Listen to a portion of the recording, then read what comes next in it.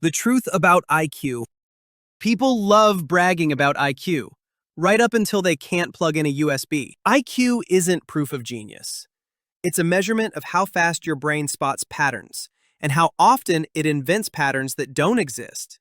It doesn't measure wisdom, patience, or whether you'll remember to take the laundry out of the washer before it smells like regret. It measures how fast you can turn chaos into logic. That speed is impressive, but also the reason you might overthink a text message for 20 minutes that just says, okay. A high IQ can make you brilliant at solving puzzles and terrible at resting. A low IQ might make you slower on paper, but better at surviving life's nonsense without an existential crisis. IQ is how you approach the world, how you react when you're stressed, how you solve problems, and how you complicate things that never needed complicating in the first place. So let's break it down. Every level of intelligence, what it means, and what it secretly says about you. -70 and below. The Simplifiers. Here, life runs on rhythm, instinct, and the ancient wisdom of if it ain't broke, don't fix it. These folks don't argue about philosophy or chase productivity hacks. They wake up, handle what's in front of them, and move on. They live in the real world, not in the maze of what-ifs and hypotheticals. They don't need 12 tabs open to function or a meditation app to calm down. They find peace in the simple rhythm of routine. And somehow, they actually enjoy their day. They aren't worried about algorithms, politics, or whatever everyone online is mad about this week. They value presence, not pretense. And while the rest of the world is losing its mind over new trends, they're still fixing their old truck that's been running since 1987. Because it works. Reality check. You don't need complexity to have meaning. You might not solve theoretical math, but you've solved peace. And that's rarer. You're not distracted by noise because you never volunteered for it. 80 to 99, the realists. These are the people who quietly keep civilization from collapsing. They don't overthink. They outwork. They're the mechanics, the builders, the cooks, the parents, the ones who actually know how to get things done. While others are brainstorming new systems, they've already fixed the problem. They value effort over ego and action over theory. They're the glue between idea and reality. Without them, nothing gets built, repaired, or finished. They might not quote philosophers, but they'll quote the repair manual that saved your weekend. Their hands are busy, their minds are steady, and their sense of purpose is simple. Do the work, do it right, and sleep well. They rarely post about their grind, but they live it every day. They don't need motivational speeches. They are the reason other people's speeches matter. What this really means, you don't need a degree to be wise. Common sense is your genius. And you use it daily. When others panic, you act. When others talk, you build. 100 to 109, the middle majority. Welcome to the IQ neighborhood where most of humanity lives. Steady jobs, packed lunches, and unmatched socks that somehow still get worn. They're teachers, nurses, parents, small business owners, people who keep the lights on and the wheels turning. They multitask without thinking about it.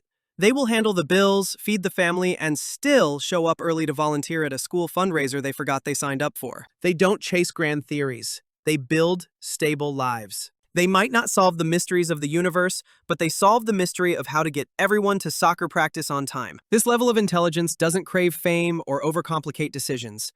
It thrives on reliability and logic. It's the comfort zone of society, and it's far more valuable than it sounds. They're not trying to prove anything. They're too busy keeping everything running while the rest of the world argues about how it should be run. Mental note: you are the definition of reliable. But don't confuse comfort with purpose. Even steady ships need new horizons. Curiosity keeps you alive. Predictability just keeps you busy. 110 to 119. The overthinkers. This is where brains run overtime. People here can see every possibility, every risk, every microscopic flaw that no one else noticed or cared about. They'll make a pros and cons list for lunch. They'll lie awake analyzing a conversation from 3 days ago that the other person forgot ever happened. They don't mean to stress. Their brain just refuses to clock out. They crave order in a world that thrives on chaos. They plan, prepare, and then over-prepare, because just in case feels safer than we'll see. They love rules because rules make the world predictable, but that same craving for control can keep them trapped in thought instead of action. And when their brain finally does rest, it dreams in flowcharts. Hidden truth. You don't need to think harder. You need to breathe deeper. You're not too much. You're just tuned to a higher frequency. Stop rehearsing the disaster. It's usually not coming. The smartest move isn't always the safest one. 120 to 129, the strategists. These are the planners, the organizers, the ones with color-coded spreadsheets for things that don't even need spreadsheets. They can visualize the future in terrifying detail, complete with backup scenarios. They are incredible leaders. If they can stop editing the plan long enough to start, they can see 5 moves ahead and still trip on step 1 because they're optimizing the wrong thing.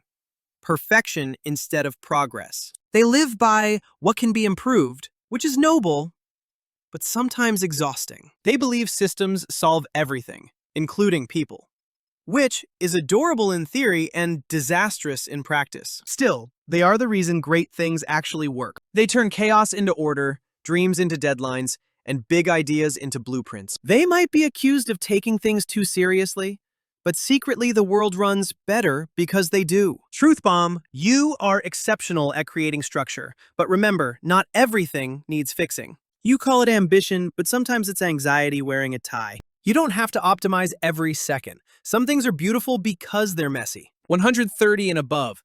The abstract artists. Welcome to the top floor of the IQ Tower, where the air is thin and the thoughts are thick. These are the inventors, philosophers, code breakers, and night owls who cannot sleep because their brain decided 3 a.m. was a good time to rethink civilization. They see meaning in everything. They find patterns in static and insight in boredom. They can design an app that changes the world and forget to eat while doing it. Their imagination is endless, but their to-do list is a crime scene. They're not distracted. They're overwhelmed by possibilities. They see life as a series of puzzles to be solved, and people as fascinating variables. They don't feel superior. They just often feel alone. The curse of high intelligence is awareness without resolution. The ability to see the problem clearly, but not always fix it. Here's the takeaway. You crave meaning, but remember, not everything meaningful needs to be deep. You don't need to overanalyze love, laughter, or lunch. Genius is wonderful. But don't let brilliance talk you out of balance. The hidden equation. If IQ alone decided success, every genius would be rich, and every billionaire would know how to park.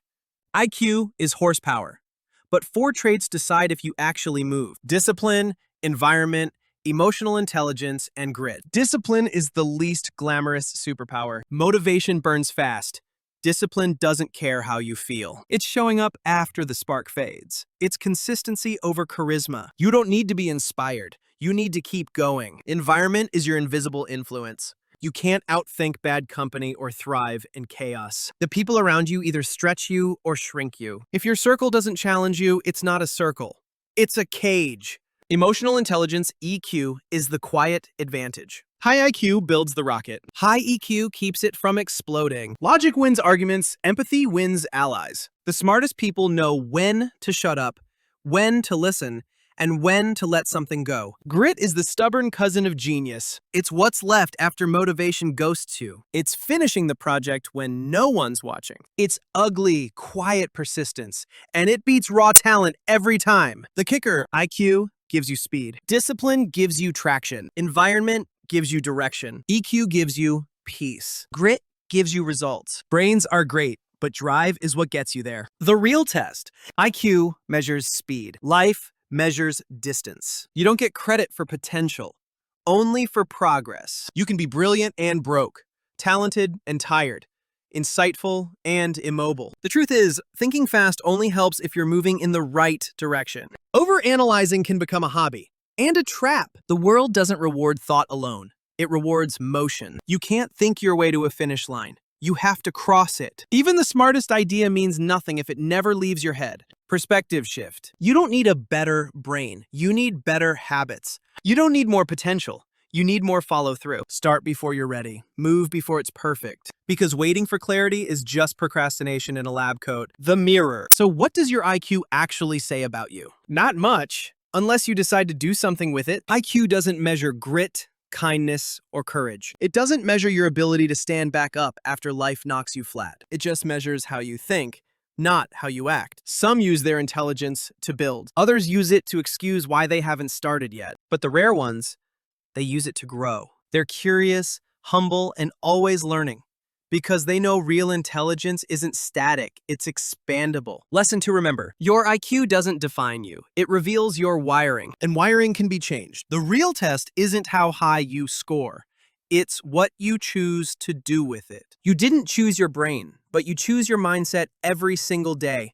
And that choice, not your IQ, decides everything. So look in the mirror and ask, am I using my mind? Or is it using me? If this made you think, good. That means your brain's still in shape.